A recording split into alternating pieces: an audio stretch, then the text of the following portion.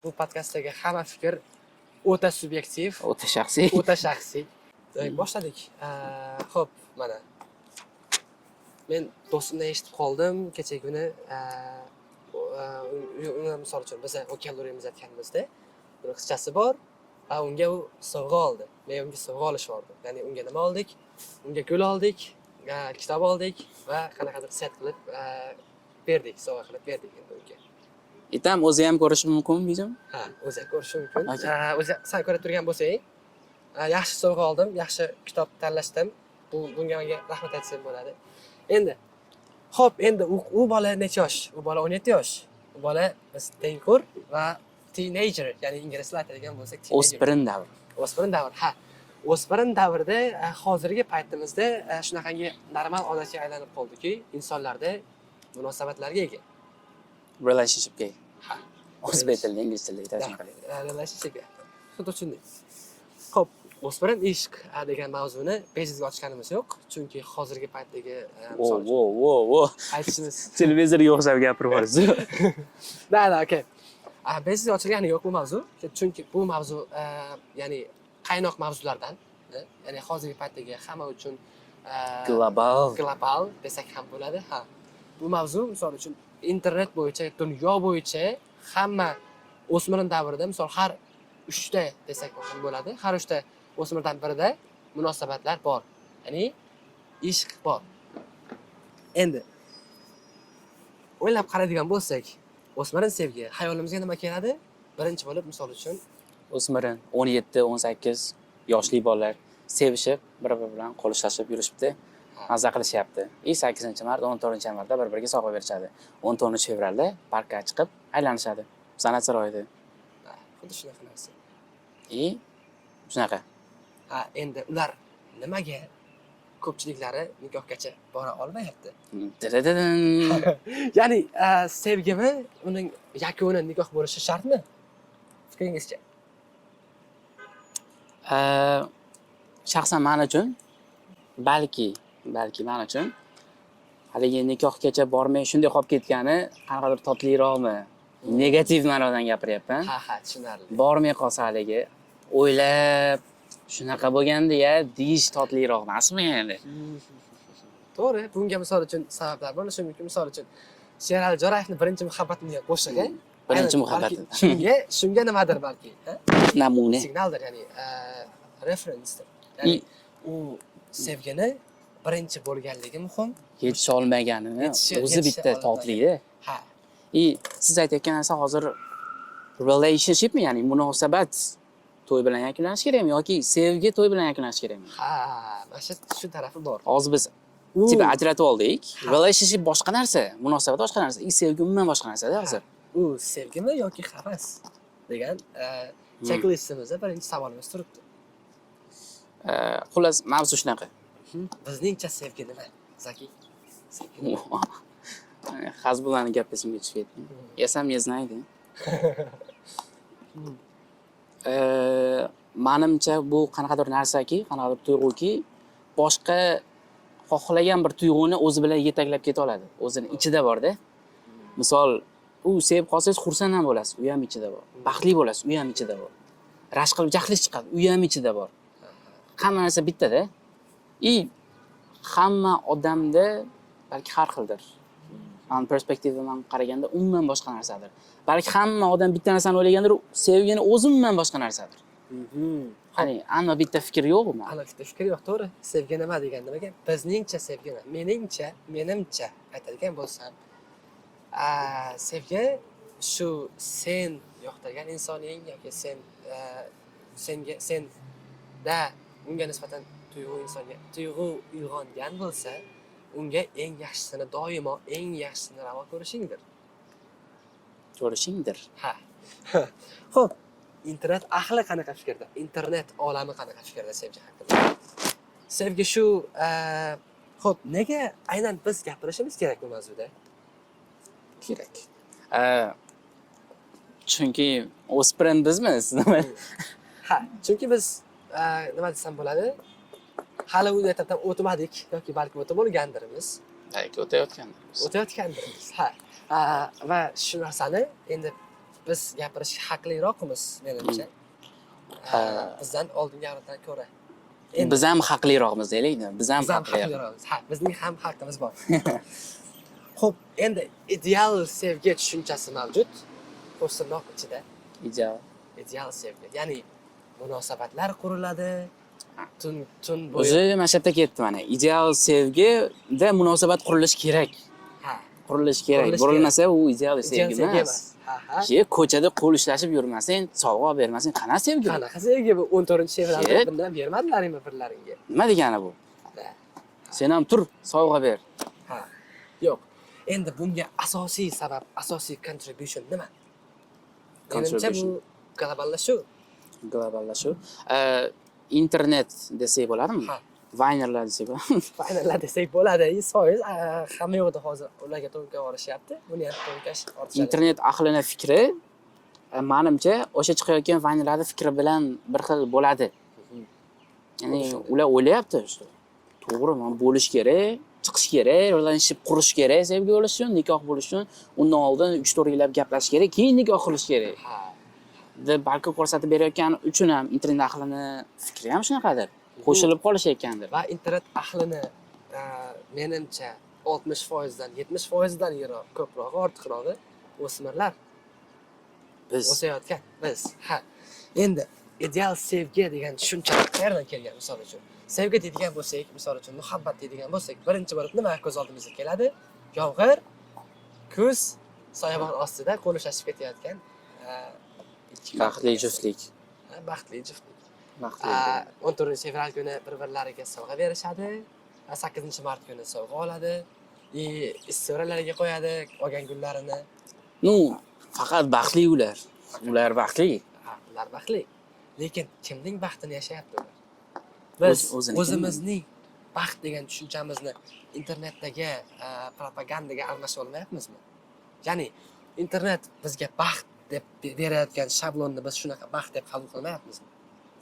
Ya'ni kim shoir do'stim aytmoqchiki, hammani baxt bo'yicha o'zining perspektivi bo'lishi kerak, o'zining fikri bo'lishi kerak. Misol uchun, men uchun baxt umuman boshqa narsa bo'lishi mumkin-da. Siz uchun o'zingizni baxtingiz bu umuman boshqa narsa bo'lishi mumkin. Misol, shunchaki yalangoyoq yurishingiz sizni baxtingiz bo'lishi mumkin-da. Lekin internetda nima baxt? Internetda baxt oddiylikda, internetda baxt yaxshi mashina olishingizda, internetda baxt yaxshi juft topishingizda, internetda baxt yaxshi relationship qurishingizda. Siz ham o'ylaysiz, meni ham baxtim shu bo'lishi kerak. Meni ham baxtim mana shu katta mashina olishim kerak, keyin baxtli bo'laman deb vaqtni bilan qo'rayapsiz-da. Vaqtni kechiktiryapsiz. Qo'rayapmiz. Deylik. Kechiktiryapmiz-da. Men va mening do'stlarim. Okay.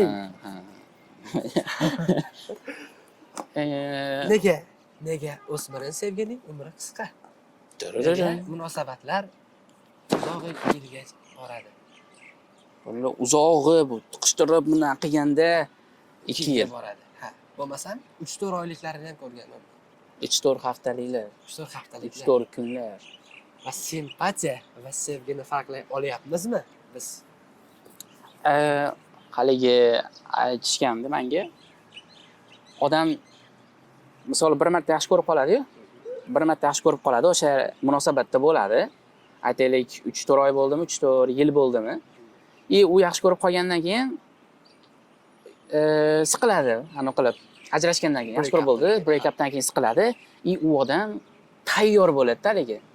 Kundiz aytgandek, tayyor bo'ladi sevib qolishga. Pozitsiyasi shu, hozir kimdir mana shu qiz menga kelib taklif bersa, точно sevib relationship qurib ketaman deydigan holatda bo'ladi. Odamlar nimaga haligi bitta qizdan narigi qizga ko'chib ketaveradi? O'sha holat ularda uchraydi keyin. Yaxshi ko'rib qoladi, break up bo'ladi, keyin unutib yuborish uchun yana boshqa qiz bilan gaplashadi, keyin ularni ketib qoladi. Mana babniklar qayerdan tug'iladi? To'g'ri. Bu bitta nazariya. Teoriya. Bu disclaimer hozir aytib qo'ysam bo'ladi. Bu podkastdagi hamma fikr o'ta subyektiv, o'ta shaxsiy.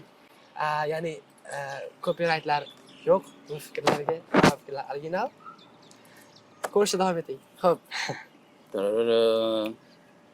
Nega umri qisqa deb so'raladigan bo'lsa menga? To'g'ri, men so'rayman. Nimaga umri qisqa hozir? Aha. Xo'p, munosabatlarning umri qisqa bo'lishi menimcha orzu, havas va simpatiya va sevgini almashtirib qo'yayotganimizdadir. Tarararan. Ya'niki, Mhm. uning chiroyli ko'zlari, uzun sochlari, ha? Farishtalar taraydigan sochlari sizni o'ziga tortayotgan bo'lishi mumkin. Vaqtinchalik, bu holat vaqtinchalik bo'lishi mumkin. Bir kun siz uni meykapsiz ko'rasiz, ya'ni makiyajsiz ko'rasiz, Bitta level tushdi. bitta pog'ona tushdi. Endi siz u uchun gaplashyapsiz, lafsizlik qilmaslik uchun. Mhm. Endi siz uning bahona axtarishni boshlaysiz. U bilan uzoqlashish uchun. Men seni meykapsiz ko'rib qoldim, lekin o'ziga ayta olmaydi. Meykapsiz ko'rib qoldim, endi yoqtirmayman deb. Shuning uchun minuslarini o'zi qidirishni boshlaysiz-da hozir. O'zini qidirishni boshlaysiz. Ha. Tayyor. Endi qizlarda qanaqa kechadi bu holat? Qizlarda misol uchun nima bo'ldi? Gul olib bermadi. Qo'l olib bermadi bola. Gul olib bermadi bola. Sharoiti yo'q, boshqasi yo'q. Mana bizga suv olib keldi. Keling. Ha. Qizga gul bermadi. Bolani sababi bor edi gul bermaslikka. Sharoiti to'g'ri keldi.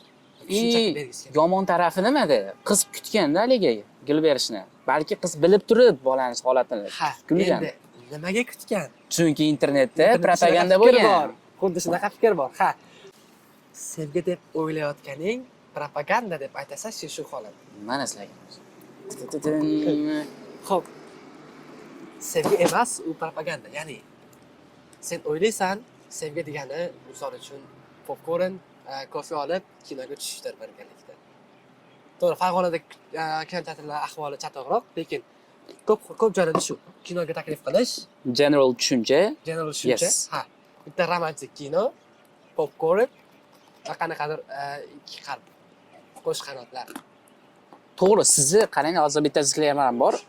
Rostdan ham sizni yaxshi ko'rganingiz shu narsa bo'lishi mumkin lekin. Ha. Endi bu normal holat, lekin boshqalar yaxshi ko'rgani uchun, boshqalar qilgani uchun aynan shaqa tushib, aynan shu ishni qilishi shart emas. Kinolarda, kitoblarda ko'rganimizni sevgi deb qabul qilishimiz nodir balki. Taqlid qilish. Taqlid. Ya'ni hozirgi kitoblar ham biz globallashuv ta'siridan, internet ta'siridan hozirgi kitoblarning saviyasi ham shunaqa tushib ketgan. Qaytganimda uyda bo'l, xatolaring bilan sevaman. U kitoblarni o'qish juda oson. Bitta gapni o'qisangiz, o'sha gapni o'zini tushunasiz. Ikkinchi gapni tushunib ketasiz-da. Ha. Yana qaytish keragi yo'q kitobda ikkinchi marta o'qibdi. Ha, endi u kitoblar misol uchun hozir siyosat qilib oryapman, lekin kapitalizmda zararli taraflari, ya'ni ular u kitoblar o'qilish uchun emas, sotilish uchun chiqariladi. Va ular sotilyapti ham. Sotilyapti ham. Endi o'zini kitobxonman deb o'ylaydigan qizlar bor ularda o'qib, ular sevgi haqida o'zini shunaqangi tushunchasi. Mana o'shanaqa kitobda o'qiydigan eng katta necha yoshli odamni ko'rgansiz? 21 yosh. 21 yosh, eng Eng kattasi. kattasi. Eng kichkinasi 12 yosh. 12 yosh. Ayanchli. Bu kitoblarni o'qish ham o'zi ham propaganda bo'lib qolyapti. Sevgi propagandasi bo'lib qolyapti. Sevgi propagandasi. Ya'ni turk adiblarini ayblash to'g'ri emasdir, lekin shunaqangi ma'lum toifa adiblar bor, ular sotish uchun yozadilar. Sotish uchun yozadilar va yozadigan narsalari insonga og'riq bermaydigan, hazm qilinishi oson bo'lgan narsalar bo'lishi kerak. Maza, kayf. Ha. Ular haligi haqiqiy sevgi istirobini yetkazib bera olmaydi ular. men uni nimaga o'xshataman? Ular bunaqada o'zlari yaxshi ko'radigan narsasi boshqa. Hozir mana shu narsa trendda ekanda, shunaqa narsa yozish kerakdir balkim. Ijodkorlikda o'ldirib qo'yadigan narsa ham shu. Odamlar yoqadigan narsani qilib qo'yasiz, o'sha bitta narsa yoqib qoladi odamlaringizga. Bo'ldi, shundan qilishni boshlab ketaverasiz. Boshqa narsa nimaga qilyapsan? Odamlar so'rayapti. Talab taklif qilib qoladi. Talab va taklif. Ijodkorlikda endi talab bilan taklifni aralashtirish menimcha neto narsa bo'lsa kerak. Yaxshi narsa emas. Yaxshi narsa emas. Ha. Hozir ham o'ylamayman, kimdadir bizni podkastimizga talab bor deb. Muhabbat deb qabul qilishimiz kinolardagi. Endi kino ko'rayotgan kinolarimiz qanaqa kinolar? Ko'pchiliklari ingliz tilida aytadigan bo'lsak, platonic relationshipni targ'ib qiladigan kinolar. O sevgi haqidagi kinoning hammasida relationship bor. Relationship bor, Bor. physical touching bor, Kesin. quchoqlash bor, kissing bor. Bor. Ha. Endi shu sahnalar bor deb bor bo'lishi sevgining bu fragmentlari degan tushunchaga olib kelib qolishi mumkin bizni. Odamlar o'ylaydi, Ha. что bo'lish kerak, man Bo'lishi kerak. sevdim, o'pishim kerak, shimishishim kerak, Da, tugadi. quchoqlashish kerak, u yo'q. Ya'ni ular sevgi degan tushunchani umuman boshqa narsa bilan adashtirib qo'yishyapti. Bitta narsa aytib qo'yish shu joyda xayolimga kelib ketdi. Har safar boraman, ishga borayotganimda, qaytayotganimda ham, kechroq aytaman. Borayotganimda parkda o'rtasida, o'rtasi, ya'ni sentrda odamlar kam joy emas. Hamma odam o'tadi. Endi nimaga haligi shu joyda o'pishinglar shartmi? Quchoqlashinglar shartmi? Kim ko'rayotgan bo'lsa ham, ana bolajon bog'da aytyapman, bolajon bog'da aytyapman. O'tir, qarang, bunaqasidan qilib o'tirishadi, bunday qilib o'tirishadi. Yo, rast sevishdingmi? Rast relationshipda bo'lyapsanmi? Bor, boshqa joyga borib o'pish. Ey, qiladigan odam har joyda qilib ketaveradimi? Bo'ldi, baribir qilasan o'sha ishni mana. Qilma desa ham qilasan baribir. Boshqa joyda qil bo'lmasam. Endi misol mayli, hugging yoki kissing, ya'ni men inglizcha aytyapman, no qattiqroq tegmasligi uchun. O'zbekcha aytadigan bo'lsam, quchoqlashish va o'pish kabi nimalar, ya'ni fragmentlar, qo'shtirnoq ichidagi fragmentlar sevgini qanaqadir ingredientlari boshqa narsaga olib ketib qolishi ayanchli. O'sha hech narsaga olib ketmaydi. Yo'q, Bir narsaga olib ketishi men nikoh jiddiyrog'iga olib ketib qolishi ayanchli deyapman. negativ tarafdan jiddiy. Negativ tarafdan jiddiyrog'i. U qiz bolani hayotida juda katta his qoldiradi bu narsa. Tushunyapsizmi? Siz haligi bitta qiz bilan kiss qildingiz, quchoqlashdingiz. U qizni hali siz turmushga uylanmaysiz. Boshqaga uylanishi kerak mumkin-da.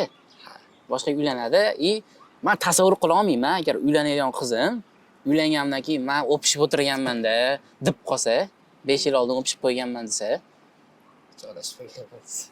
bitta narsa o'ylab qoldim. Nazariya sifatida qabul qilsa bo'ladi. Menimcha, o'zimning nazariyam. Misol ko'rinishga qarab yaxshi ko'riladi-ku qizlar bilan. Birinchi bo'lib. Ko'rinishga qarab yaxshi ko'rib qolganingizdan keyin kuzatasiz, bilasiz u qizni qanaqaligini. Lekin ko'rinishini shu daraja chiroyliki, hali behaviorni yopib ketadi ko'rinishi. Shu payti o'g'il bola o'zini anon qilib, как бы bosib bilishingiz kerakki, xuddi shu xarakterda siz yoqtirmaysiz u qizdagi xarakterda. Lekin shu xuddi o'sha qizdagi xarakterda boshqa bir bola yoqtirishi mumkin-da. U bola uchun ham bu qiz juda chiroyli, ham xarakteri zo'r. Siz hozir gaplashib qo'ysangiz, u bolaning nomiga qoralik tushirgan bo'lasiz-da. Uning uchun siz prosta o'sha qizni tinch qo'yishingiz kerak-da. Bo'ldi, men seni o'sha bola uchun asrab qo'ydim. Ya'ni senda bor narsaning sevganingda bo'lmasligi va o'sha sevganingda bo'lmasligini bila turib, sen uni o'zingdan yaxshirog'iga ravo ko'ra olishing ham bu sevgidir. Sen unda yo'q narsani sen o'zing yolg'iz ko'tarib yurmasliging kerak. Ya'ni muhabbat shunaqangi yukki, u bir kishi ikkita qo'l bilan ko'tarilmaydi. U ikki alohida qo'l bilan ko'tariladi. Ikki juft qo'l bilan ko'tariladi. Ya'ni bir taraflama umuman bo'lmaydi. Ya'ni bir taraflama sevgi ikkimizga ham yetadi degan gap safsata. Meni yaxshi ko'rmayman sen desa, meniki ikkalamizga ham yetadi. Yeah. Just come on, bro. Agar siz shunaqa fikrlasangiz, turkcha kitoblar yozing. Yaxshi. Okay. Endi men aytmoqchi bo'lgan narsam shu physical touching yomonroq touching olib kelib qolishi mumkin degan narsam. Ya'ni bu nafs tushunchasi. Keyin u qizni yaxshi ko'rganligi uchun physical touch qilmaydi-da uni. U qiz uchun qiladi haligi, nafsi uchun qiladi. Nafsi uchun qiladi. Ya'ni nafs tushunchasi o'ta jiddiy tushuncha. Men hozirga ayanchilisi juda ko'p holatlarni men guvoh bo'lganman, eshitganman. Ya'ni to'ydan oldin qiz bokiralik yukidan qutuladi. Yukidan. Men ichidan oldim. Propaganda. Bokiralikdan qutuladi va o'z xohishidan qutuladi. Hali ijtimoiy hal emas. Lekin bu narsa bo'ladi. Bu narsa ikki taraflama nafs orqali. Qanday bo'lishi mumkin? Hozir men ikkita tarafda o'yladim. Shu sabab odam nafsini boshqara olmaganligi uchun physical touchlar qilib ketadi. Keyingi tarafi bor, qiz bilan bola bir-biriga shunaqangi darajada ishonadiki, physical touch bo'ladi. bo'ladi biladiki ular marriagegacha boradi. Marriagegacha boraman, uylanishgacha, men to'ygacha senga boradi. uylanaman, xavotir olma. Xavotir olma. И Hali hali emasda hozir. Hali. Hozir unashtirilgan bo'lsangiz ham hal emasda, hali relationship degani emasda bu ham. xuddi shunday. Va bu narsani o'smirlar tushunib yetmasligi chimildiq gashtini his qila olmaydigan qizlarning ko'payishiga olib keladi. Tum. Ona meni ko'rmang nimada. Sevsang to'shakni o'ylamaysan. Meni fikrim, meni teoriyam, qarashim shu. Ya'ni sevgan inson nafsi bilan sevmaydi. Nafsi bilan sevdimi? Demak bu sevgi emas. sevgi emas. Sevgi emas. U hirs. Nafsni ishi-da. Hislar uchun sev, hirslar uchun emas. Hozir qaranglar, biz aytayotgan narsamiz sev deyapmiz-ku, to'g'ri sevish kerak. Faqat sevish kerak. Hop, munosabatga kirish, bor, ayt, relationship bo'l, birga yurmas. Meni nazarimda yaxshi ko'rsang, deb shunchaki bildirib qo'y, aytib qo'y. bilsin. U yaxshi ko'rsa, u ham aytsin, bildirib qo'ysin. Bo'ldi, keyin relationshipga kirishish shart emas. Endi u yog'i nafsga bog'liq, sabr qilishga bog'liq, vijdonga bog'liq. Endi misol uchun relationship bo'ladigan bo'lsa ham, ya'ni munosabat bo'ladigan bo'lsa ham, men hozir Gen Z uchun tayyorlanadi deb o'ylayapman podkastim, shuning uchun inglizcha qo'shib gapiryapman. Relationship agar bo'ladigan bo'lsa ham, balki intervyu sifatida bo'lgani yaxshi bir narsa. Ya'ni insoningni, sen to'ydan keyin butun umr birga yashaydigan insoningni o'rganib chiqish maqsadida. Siz bunga qanaqa qaraysiz? Men o'ylaymanki, aynan hozir men 19 yosh bo'ladigan bo'lsam, aytaylik, uylanishim 22 yoshda. U 22 yoshda bo'ladi. Men 3 yil u qizni o'rganmayman-da. Misol, hozir yaxshi ko'rsam, hozir aytib qo'yishim mumkin, u ham menga aytib qo'yishi mumkin. Hozir 3 yil sabr qilinadi. 3 yilda o'zida gaplashmasdan turib ham u qizni qanaqaligini bilib ola olasiz. Kuzatib ham bilib ola olasiz. Har bir insonning o'zida oy kabi hech kimga ko'rinmaydigan taraflari bor. Men o'ylayman, kimki agar men bilishim kerak, shuning uchun relationshipda bo'lishim kerak bo'layotgan desa, u prosta bahona. Gaplashmay turib ham, unaqa birga yurmay turib ham, qiz bola haqida ham, bola haqida ham ma'lumotga ega bo'lsa bo'ladi. Agar siz shunaqa deb o'ylayotgan bo'lsangiz, meni nazarimda, siz shunchaki bahona qilyapsiz, shunchaki relationship xohlab turibsiz xolos. Maybe, yes. Xo'p, ya'ni bundan xulosa qiladigan bo'lsak, har narsaning haloli shirinroq. Har narsa. Men o'qimayman. Nima deydi? Fatvo chiqarmayman. Lekin eshitgan narsamni aytaman. Bu sevish taqiqlanmagan. Sevavering. Xohlaganingizda seving, yotib seving, turib seving, bilmadim. Lekin relationship taqiqlangan.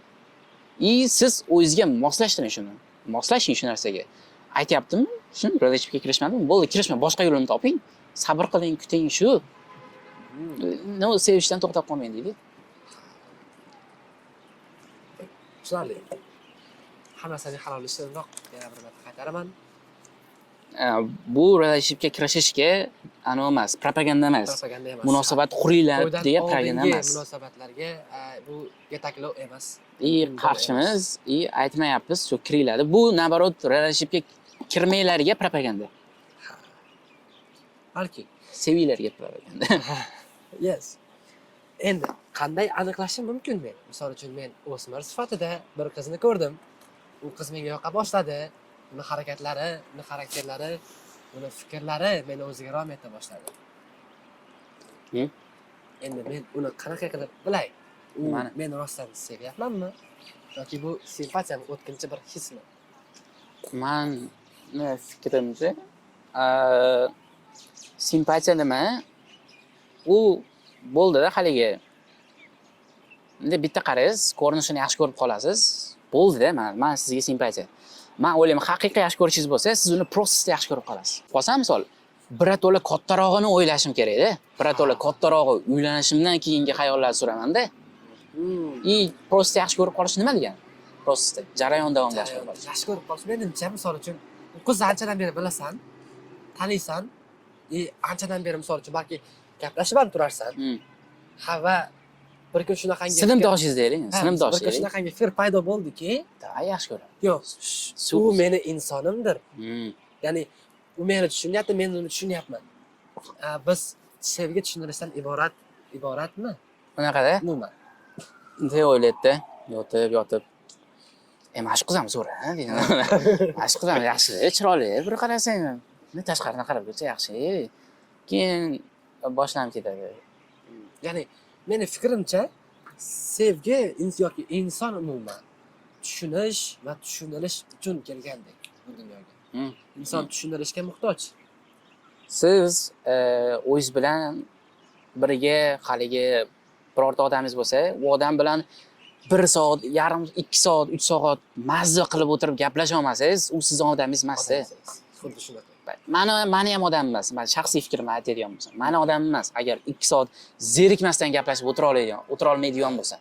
Agarda u chiroyda shirinlarni, laylalarni orqada qoldirsa ham, u sening insoning emas. Chunki chiroy o'tkinchi shunaqangi bo'ladiki, Alloh shu darajada qodir zotki, sen tanlaganingni chiroyli qiladi.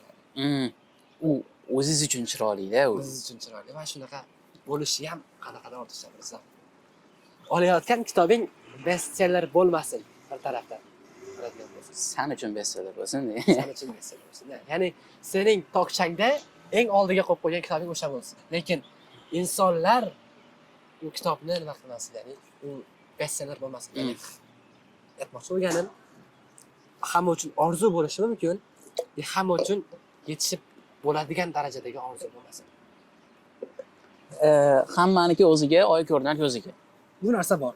Endi men aytgan bo'lar edim, qanday ajratay deb agar mendan misol uchun so'raganida yoki o'g'lim so'rasa kelajakda aytgan bo'lar edimki, sizlar bir-biringizga qaragansizmi yoki bir tomongami deb. Ko'z urishtirganmizlar. Yo'q, ya'ni bir-biringizga qaragansizmi, ya'ni siz sevgan insoningizni uni ko'ryapsizmi kelajakda yoki u bilan birgalikda bir narsani ko'ryapsizlarmi? Ya'ni maqsad birmi?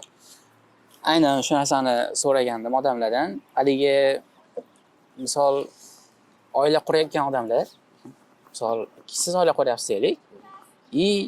Savol nimaki, siz o'sha qiz, oila qurayotgan qizingiz bilan sizni umumiy o'xshashligingiz nima bo'lishi kerak? Umumiy o'xshash tarafingiz. O'xshashlik, mani fikrimcha, subyektiv fikrim, maqsad bo'lishi kerak.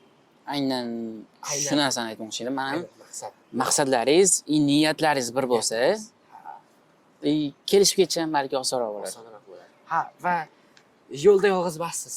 Agar niyatlar, maqsadlar turlicha, o'zgacha bo'ladigan bo'lsa, ya'ni sen sevgan inson materializm gadosi bo'lsa, materializm shaydosi bo'ladigan bo'lsa, sening maqsading Alloh bo'ladigan bo'lsa, kelishib ketishlaring qanaqangi oson, qay darajada qiyin. Va maqsad yakunda Allohga bormasa, bu narsa xayrsizdir. Mening fikrimcha. Har narsaning yakuni Alloh, boshlanishi Alloh. Balki din haqida qo'shib turib men o'zimni din We are not flexing our religious. Yeah.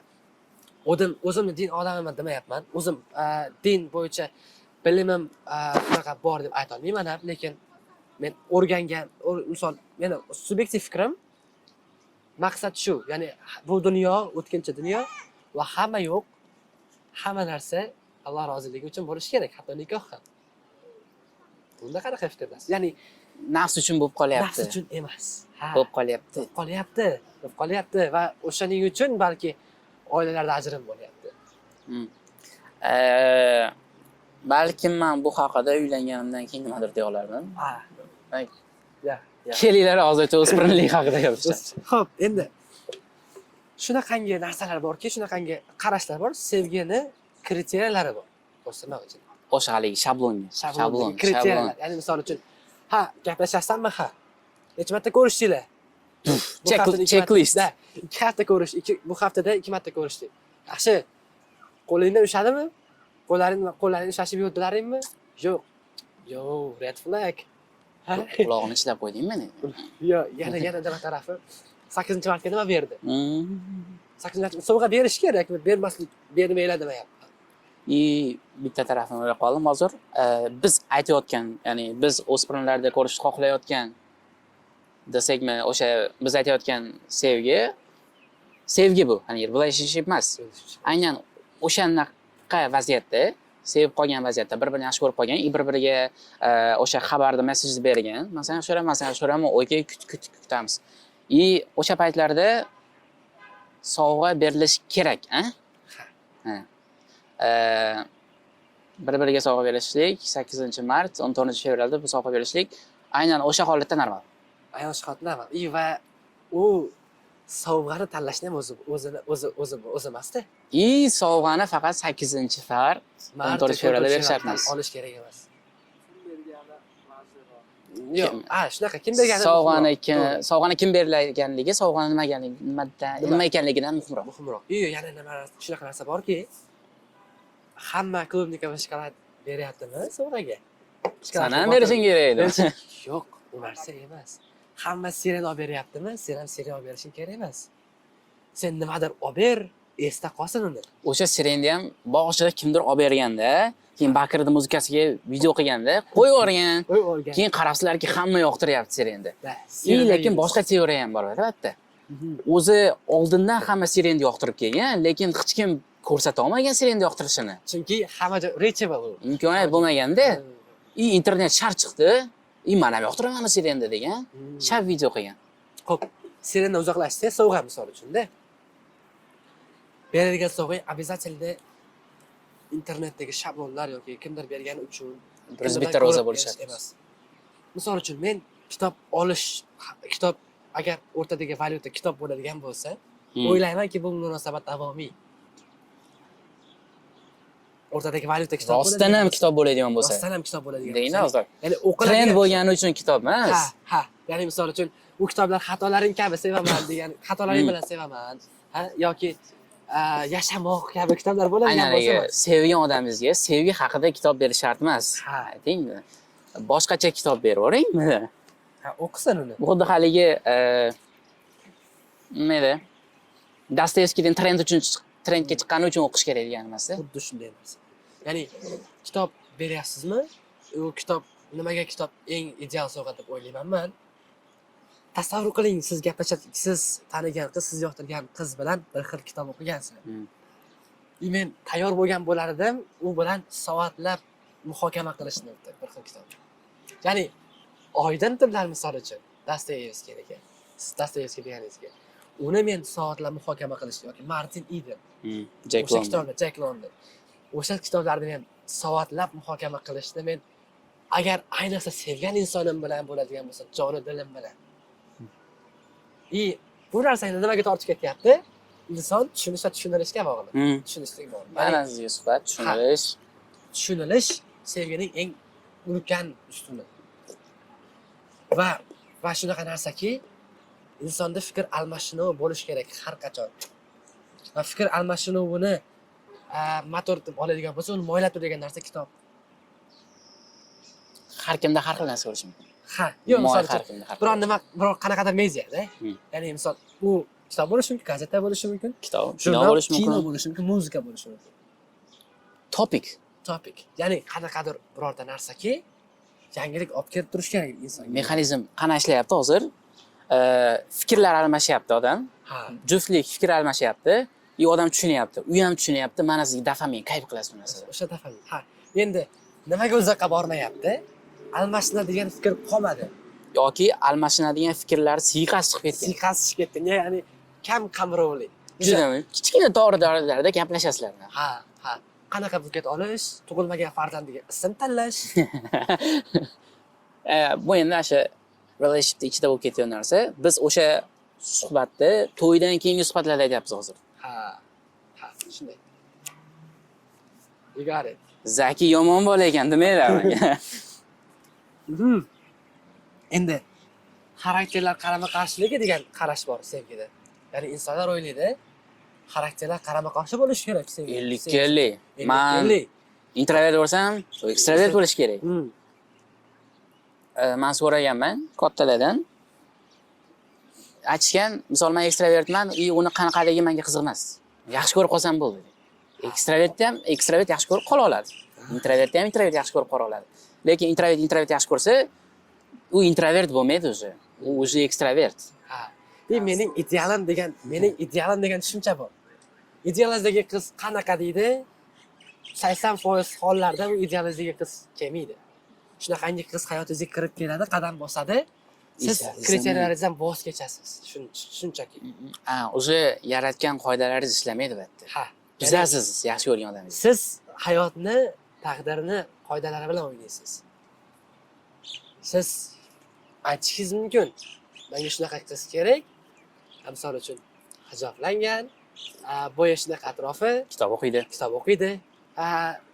Qiziqadigan sohalar, misol uchun siz aytishingiz mumkin, kinematografiyaga qiziqadi.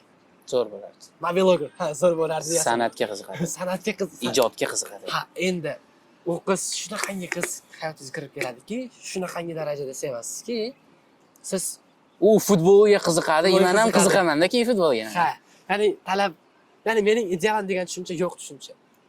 Ya'ni inson, O'zgarib ketadi desadi. ha, yo'q, Ideal inson o'zini juftini o'zi tanlamaydi. Taqdir tanlab beradi. Tanlab beradi, ha. To'g'ri odam tanlab beradi. U siz tanlaysizmi, to'g'ri bo'lmasligi ham mumkin. Allohning rejalari mukammal. Endi to'g'risi kimga qanaqa odam uchrashini umuman bilmayman. Anaku to'g'ri odam bo'lsang, senga to'g'ri odam uchraydi deyilgan. Lekin men ustozlarimdan so'raganda aytishganki, siz bunaqa qadr-budur yo'lda ketyapsiz, ahvolingiz yomon, tang, chekasiz, ushbu yomon ishlar qilasiz, batdan narigi qiz duch kelishi mumkin-da sizga. U to'g'ri, tekis yo'lda, cho'tki qiz, rostdan pok qiz, rostdan havas qiladigan qiz, u qiz anu bolani yo'lini o'zgartirish uchun ham birga bo'lishi mumkin-da. Ha, ya'ni menda bo'lgan hozir ko'rib turgan bo'lsa, ismini aytmayman bilmayman, lekin Aytmang. bu bola menga aytdiki, o'sha qizni uchratdim dedi. Men namoz o'qigan bola emas edim dedi. Men 5 mahal namoz o'qishni boshladim. Men tunlari tahajjudda qoyim bo'lishni boshladim. U qizni men bilan birga qilishi uchun dedi. Tipa hozir relationship ketyaptimi bitta? Relationship ketyapti. Relationship ketyapti. Ketyapti. Ya'ni u shunaqangi qizni uchratdiki, shunaqangi ya'ni shunaqangi impact berdiki u qiz bolani hayotiga. U bola uyqusini tartibga soldi. Yaxshi yo'lga kirib ketdi bola. Yaxshi kirib ketdi. Zararli odatlardan voz kechdi. Shuncha karadi u bola. Balki mana shu narsa endi hozir xuddi shu narsa right person wrong time bo'lgandir. Yoki wrong person right time. To'g'ri odam kelgan, cho'tki, lekin minus tarafi u relationshipda. Balki minus emasdir. Qaydan bilasiz? Aynan shunisi bor. Ya'ni relationship agar meni fikrimcha, subyektiv fikrim so'raydigan bo'lsangiz, agar inson nafs aralashmayapti relationshipda, ya'ni nafs yo'qmi, nafsni qo'li yo'qmi? Agar faqat tushunish va tushunilish va mavzulari tayinli mavzular bo'ladigan bo'lsa, bu narsani normal qabul qilish kerakdir balki. Chunki shunaqangi holatlar bo'lishi mumkin. Insonni tushunuvchi yagona inson uni partneri bo'lib qolishi mumkin. Aynan o'sha vaqtda u keladi, lekin siz yoshsiz. Lekin uylanish yoshingizda emas u. Ha, lekin siz tushunilishga muhtojsiz. Aynan o'sha paytda o'zini boshqarish kerak odam. Yo'q, qanaqa qilib qilish kerak? Misol uchun qarang. Do'stlarimda bo'lgan bunaqa vaziyat. Ya'ni shunaqangi qiz oilasida hech kim uni tushunmaydi. Oilasi parokanda. Inson har qachon, har vaqt tushunish va tushunilishga muhtoj. Va u tushunuvchi axtaradi. Aynan o'sha holat haligi relationshipga kirishishga tayyor holat emasmi? Ha. Kirishga tayyor holat. Bola ham, misol qiz ham uydan qanaqadir zo'r mehr ko'rmaganda, mehr ko'rmagan va u kimdirdan mehr olishni istaydi. O'ylaymanki, agar qiz bola rostdan ham uyda mehrni zo'r ko'rgan bo'lsa, e'tibor cho'tki ko'rgan bo'lsa, qayerdadir ko'chadan axtarmaydi u mehrni. Xuddi shunday. Boshqa boladan qidirib yurmaydi u mehrdagi. U mehrni qidiradi, payti kelgani. Nimaga? Chunki turmushga chiqish kerak edi. Ha, turmushga chiqish kerak, chunki oilasini kimdir bog'lash kerak, hayotini bog'lash kerak. Endi agar o'sha turmushga chiqqungacha bo'lgan paytda yana kimdir tushunuvchi bo'lsa, inson xohlaydimi, xohlamaydimi, agar bir-birini ikkalasi tushuna oladigan bo'lsa, aynan o'sha holatda ну kutish kerak, Masofa muhim. sabr qilish kerak. Masofa muhim, sabr qilish kerak, kutish kerak. Haligi podkast ko'rishni maslahat berardim. Alohida mavzu podkasti bor edi. O'sha osmondagi bolalar ochgan. O'shanda sevgi nima degan haqida shunaqa podkast chiqqan, 1,5 soat, 2 soat. Shuni maslahat bergan bo'lardim. Yana ham bizdan yaxshiroq fikrlar hatto berilgan. Ha, bizdagi Yana ham kattaroq odamlar bergan, o'sha mutaxassislar bergan. O'spirin odam sifatida biz fikrimizni beryapmiz. Endi sizlar uni ham ko'rib qo'yinglar, keyin buni ham ko'rib qo'yasizlar balki. Ha. Sevgiga muhtojmizmi? Ha, sevgiga ha. Relationshipga ham muhtoj bo'lib qolishdan qo'rqish kerak. Qo'rqish kerak. Agar bo'lib qolsak-chi? Bo'lib qolsak, qiyin-da. Masofa saqlash kerak-da. Sabr qilish kerak-da. Mana shuning uchun ham qiyin-da. Agar sabr qila olmasangiz, kirishib qo'ysangiz, relationshipga keyin uylanganingizdan keyin maza qilmaysiz. Haligi bo'lar, qaydan bilasiz siz? Men o'ylayman, sabr qilib hali ekanlaringdan bir-birlaringni right person deb bilasizlar. O'sha vaqtda menimcha kelishib olish kerak bir-biri bilan. Meni shunaqa yomon odatim bor, menga bunaqa chegaralarim bor. U odam ham xuddi shu narsani aytish kerak. Boricha, ochiqcha. Niyatlari jiddiy bo'lsa agar. Ha, yana bir tarafi bor. Siz aytmoqchi, to'g'ri inson deb bilish. Yana bir yaqin insonim, shu kunlarda yaqin insonim, ya'ni shu yilda boshida shunaqangi narsa taklif qildiki menga, ikkilanyapsanmi dedi, istixora o'qi dedi. Islom taraflama olib ketadigan bo'lsa. Nimaga nisbatan ikkilanayapman? Aynan shu odam right person yoki yo'qligami? Ha, ya'ni u inson men uchunmi degan savolga agar istixora qiladigan bo'lsang, Alloh xayrlisini ko'nglingga soladi deb maslahat berdi. Men bu life hack deb olsalaring bo'ladi. Chunki men hayotimda ishlatdim ham bu narsani. Ya'ni balki right person uchun ishlatmagandirman, balki imtihonim oldin ishlatgan bo'lishim mumkin. Ya'ni qatga topshirishim kerak, aytgan deganimda istixora qilaman, ya Alloh menga xayrlisini ko'nglingga soladi. Bu life hack. Xo'p, endi sevgiga muhtojmizmi? Meni fikrimcha ha. Ham ha, chunki inson nima uchun keladi bu hayotga bo'lmasa? Sevilish. That's what we are living for. Yeah. That's why society. Xo'p. Sevgi bu baxt o'chog'i. Ha.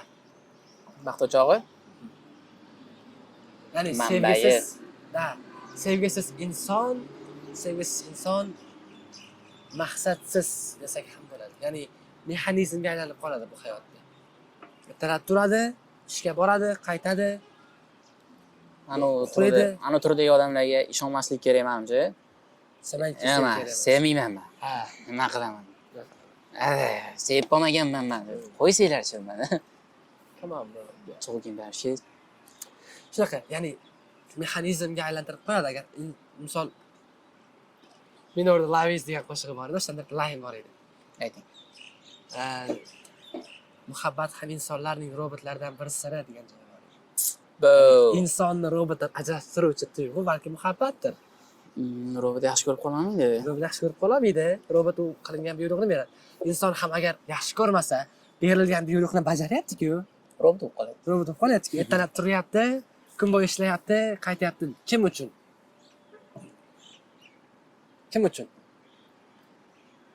That's the question. Shu tarafi bor. O'zi uchun bo'lsa, qachongacha? Ya'ni shunaqangi bo'lish kerakki, inson bu hayot, bu dunyodan, bu o'tkinchi dunyodan, foniy dunyodan birovni olib ketsin. Va u olib ketgan insonni jannatlarda ham birga bo'ladigan inson bo'ladigan bo'lsa, vau. Bu chiroyli yakin, chiroyli intihon. O'sha oxirini o'ylab odam tanlash kerak-da.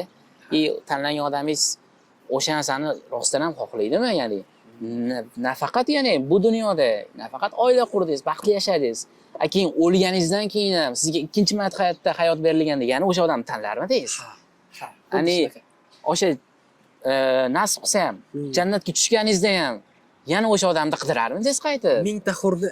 rad etib o'sha insonni tanlay olasan Wow, jannatda. wow, wow, wow, wow. Senga shuncha hur beriladi va shuni ularni rad etib o'sha insonni tanlay olasanmi? Said Ahmadni qaysidir asarida aytgan joyi bor edi. Va ayolini ismi esimdan chiqib qoldi. Zarifa edi menimcha, naverni. Qaysi asar? Said Ahmad ayolining ismi Ha. esimdan chiqib qoldi. Okay. Davom eting. Aytgan ekanki, Saida olamdan o'tdi. Meni pasportimning muddati kelib qoldi. Pasportimni yangiladim va yangilaganimdan keyin nikoh pechatini qo'ydirdim. Saida o'lganidan keyin ham meniki. Ya'ni nikoh o'sha zakslanganligi haqidagi pechatni pasportiga bostirgan, yangi olgan pasportiga. Qarang qay darajada. Nima qoldi? Sevgi nima? Sevgi agar biologik tarafdan qaraydigan bo'lsak, evolyutsiyaning davomi. Bu dunyodan umidimiz ham shudir. Ha. Oila qurish va farzandli bo'lish, o'zidan nasl qoldirish, evolyutsiyaning davomi. Ya'ni bu biologik Bu narsaga siz haligi xuddiki masalliqlar qo'shgandek tuyg'uni qo'shyapsiz, u sevgi bo'lyapti. Agar tuyg'ular qo'shmaydigan bo'lsa, siz hayvondan nima farqingiz bor? Ha, shunaqa. Evolyutsiya просто davom etyapti. Prosta davom etadigan bo'lsa, endi mana shu yerda maqsad Alloh bo'lishi degan nimani, g'oyani qaytarishim mumkin. Sizdan dunyoga keladigan farzandlar din va jamiyat uchun foydali insonlar bo'lishi, balki o'sha missiya uchun kelamiz biz. Aynan unaqa farzand qanaqa odamdan dunyoga keladi? Aynan shu narsani xohlagan odamdan. Aynan shunaqa xohlaydigan inson sen bilan maqsad birmi? U bilan kelisha olasan, u bilan kelisha oldinga baxtli hayot. Uyga kelasan ishdan charchab, uyda ham seni hech kim tushunmaydigan bo'lsa, uyda ham shu faqat dasturxon atrofiga kelib, kechki ovqat payti faqat ovqat yeyiladigan bo'lsa, bunaqa hayotni men o'zimga ravo ko'rmasdim. Sure. Ya'ni kechki ovqat, dasturxondagi kechki ovqat ovqatlanish uchun emas. U oilaning yig'ilishi. Ya'ni shunaqangi ayolingga shunaqangi gapirib bergin kirgan. Men shu narsalarni senga aytyapman. Ya'ni Videomiz so'ngida maktub desam bo'ladi. Shu narsalarni senga aytyapman. Mening maqsadim sen bilan jamiyat uchun, insoniyat uchun va o'zimiz uchun. Ya'ni meni o'limimdan keyin seni bu hayot bilan xayrlashganingdan keyin, vidolashishingdan keyin ortimizdan duo qiladigan farzandlar dunyoga keltirish bu dunyoga. Va ungacha bo'lgan prosesda orzularimni va orzularimiz yig'indisini birgalikda amalga oshirishdir. Bunga o'xshash ko'proq aqlli gaplar eshitmoqchi bo'lsanglar, Telegram kanalimizga obuna bo'ling. Bu mana shu joyni fragment qilamiz. Ayting joyim bor-ku, kesib